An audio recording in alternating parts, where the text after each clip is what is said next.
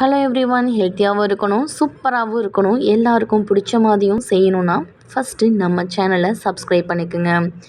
மார்கழி மாதம் நான்வெஜ் சாப்பிட முடியலையா? கவலையை விடுங்க. நான்வெஜ்ஜுக்கு ஈக்குவலான தேங்காய் பால் நெய் சோறு எப்படி பண்ணுறதுன்னு பார்க்கலாம் வாங்க. இப்போது 2 டேபிள் ஸ்பூன் நெய், அது கூடவே 2 டேபிள் ஸ்பூன் எண்ணெயும் சேர்த்துக்கலாம். நான் இப்போது 4 டேபிள் ஸ்பூன் நெய்யை தான் எடுத்திருக்கேன். நெய் நல்லா சூடாகட்டும். ஒரு கைப்பிடி அளவு புதினா, ஒரு பெரிய வெங்காயம், ஒரு தக்காளி, ஒரு பிரிஞ்சில, ஒரு அன்னாச்சி பூ, ஒரு பட்டை, 2 ஏலக்காய், 4 கிராம்பையும் எடுத்து வச்சுக்கலாம். இப்போ நல்லா நெய் சூடாயிருச்சு. ஒரு பிரிஞ்சில, ஒரு அன்னாச்சி பூ, ஒரு பட்டை, 2 ஏலக்காய், 4 கிராம்பையும் சேர்த்து ஒரு நிமிஷம் வதக்கிக்கலாம். இப்போது நீளமாக கட் பண்ணி வச்ச ஒரு பெரிய வெங்காயத்தையும் சேர்த்து வதக்கிக்கலாம். அது கூடவே 2 பச்சை மிளகாவையும் சேர்த்துக்கலாம்.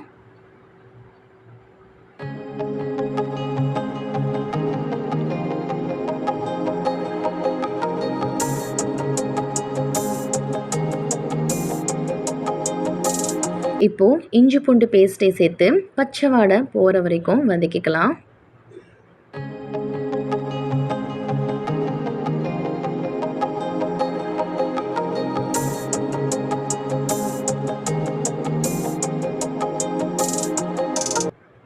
ஒரு கைப்பிடி அளவு புதினாவையும் சேர்த்து ஒரு 2 நிமிஷம் வதக்கிக்கலாம். தக்காளி சேர்த்த உடனே லைட்டாக வதக்குங்க.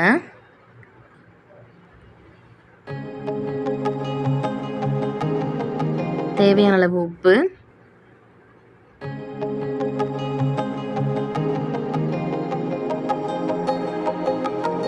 பொதுவாக சாதம் வடிக்கும்போது எவ்வளோ தண்ணி வைப்போமோ அதுக்கு பதிலாக தேங்காய் பால் யூஸ் பண்ணுறோம். அதை விட கொஞ்சம் ஜாஸ்தியாக தேங்காய் பால் ஊற்றி மிக்ஸ் பண்ணி விட்டுருங்க.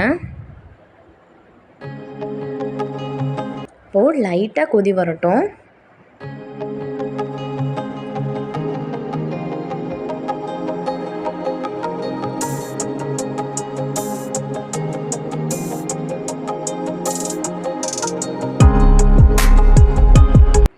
இப்போது அரிசியை சேர்த்துக்கலாம். 3 விசில் விட்டு இறக்குனோம்னா ஒரு சூப்பரான தேங்காய் பால் நெய் சோறு பிரியாணி ஸ்டைலில் ரெடி ஆயிடுச்சுங்க. இது மாதிரி செஞ்சு பார்த்து சாப்பிட்டு கமெண்ட் பண்ணுங்கள். மறக்காமல் பிடிச்சிருந்தா லைக் பண்ணுங்கள், ஷேர் பண்ணுங்கள், முக்கியமாக சப்ஸ்கிரைப் பண்ணுங்கள். தேங்க்ஸ் ஃபார் வாட்சிங்.